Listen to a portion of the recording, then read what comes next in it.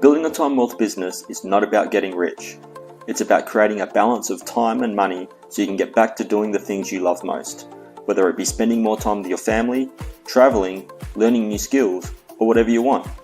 So the real question is, how exactly do you go about creating a time wealth business?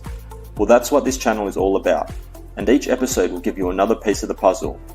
And as a thank you for tuning in, I've put together a special presentation entitled The 8 Steps to Build Your Time Wealth Business. You can get it for free at www.timwealthsecrets.com/8-steps-free. See you in there. Hi guys, and welcome back to another episode of Time Wealth Secrets. I'm your host, Sam Fury. Finally, I think we got the funnels working. There was a lot of bugs and stuff, and so I'm going to run some last tests this morning. If that's all good, I can start running ads, which will be great, and then we can start duplicating and making funnels for every single book in SF Nonfiction Books, and then also start working more on the survival fitness plan, and then finally get that out of the way, and then I can work more on Time Wealth Secrets, get that out of the way, and then I can focus on the survival fitness plan and really make that something much better if I can. Well, we'll see what happens. Yesterday I was in Perth, and I went to my visa interview for getting my visa for the United States, and I got it. It was much easier than it was in Colombia, and hopefully next time I'll be able to just mail it in if there is a next time. I'm not sure if I really want to go to camp, to tell you the truth. I did really want to, but now I don't know. The thing is, while I'm there, I really love it because it's got I've got lots of friends there, and it's nice to be outdoors, and it's got all the stuff I like to do there.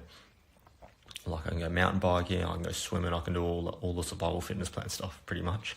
But then I don't really have time to work on the business is the other issue, and it is a big chunk of time. It's like minimum 4. I usually go there for like 5 months, right? Anyway, so maybe this year will be the last year. Well, I don't know, maybe I need a little break. Anyway, it doesn't matter. Today's episode, the 3 steps to success in your online business. So basically it's a pathway, right? Success is a pathway. It's a science. It's like all you got to do is follow the path. It's not an art, right? I mean, and it's not really luck. I mean, there's good timing. There's good. You got to put the right offer in front of the right people at the right time. So there is timing, but it's not really luck. You can just keep trying, right? You might not get it straight away. Like you can be lucky, but don't do something at the right time, and that's lucky, I guess. But even if you don't have that, even if you don't get the timing like perfect or whatever, as long as you keep following the pathway, then eventually you'll get success. It's just the way it is, right? So here it is simplified a lot. Here's the pathway to success, like really simplified. The first thing is to have a clear goal, right? It's to have a destination. I like to use the analogy of like if you're in a car. I can't remember where I got this analogy from. It was like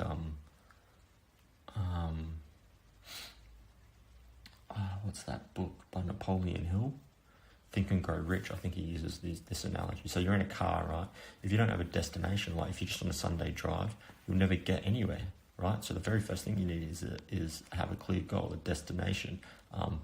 It's in Think and Grow Rich, not Think and Grow Rich, in the 7 Laws. The 7 Laws by Dale Carnegie. The 7 Laws to something.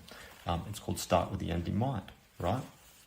In the book I was reading recently, which I'm still reading actually. I'm a pretty slow reader. I'm not slow reader. I'm getting sidetracked with other stuff. But in the book I'm reading, the one thing, it's called Your Sunday Goal. So you want to have this big picture goal, and of course all these things can be broken down into smaller things. But you want a clear goal is the point. So what is success? Is you need a clear goal and make it a big goal, right? What do they say when you're a kid? It's like reach for the stars, and then you'll at least hit the sky. But if you only aim to go to the top of the mountain, you'll only get halfway up the hill or something like that, right? So make it a big goal, and it's possible, right? You just got to make it a big goal. All right. So once you've got your goal or your destination, you've got to map out the journey. Again, in the car analogy, you might know where you want to go, but if you don't know how to get there, you'll be driving around in circles. You might get there eventually, but it will take ages, right? But if you've got a map with GPS, you put your destination in, and it tells you exactly the way. Well, all right, and then you got a map, right? And it tells you where to go, and you can follow the map and get there. You save the GPS thing, right? So in the world of a business, in the business world, that might be like your business plan, right? But not a traditional business plan. I remember making business plans when I was doing, I was in a TAFE course, and they're like, "Oh, make your outdoor business." I made a business plan, and the business plan was really good actually.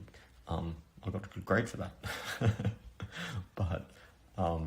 but it's not really like you don't use I don't use a business plan in business, right? My business plan is what I'm going to do. It's like my massive to-do list, right? And that's the business plan. It's good to have a business plan, but you don't need like a traditional one. You more like just need to map stuff out, but it doesn't have to be like following all the specific structures. I mean, you can if you want.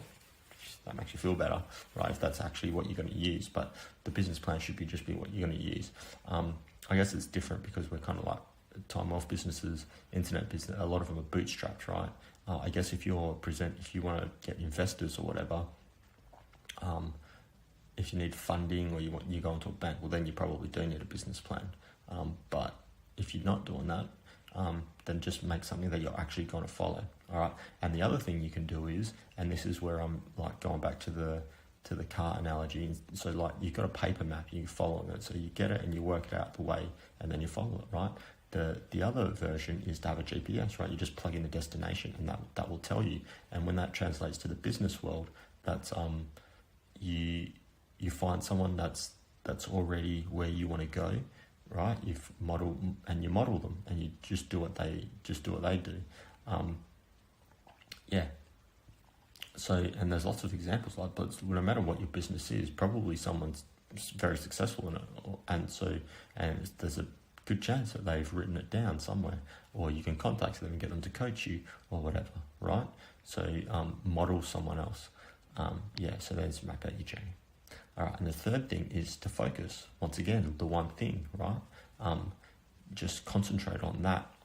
Don't get sidetracked. Like this is one of those things where it's still as I say, not as I do. I should just concentrate on the survival fitness plan, right? But entrepreneurs have too many ideas, so that's a flaw. You know your flaws, you know your strengths or whatever.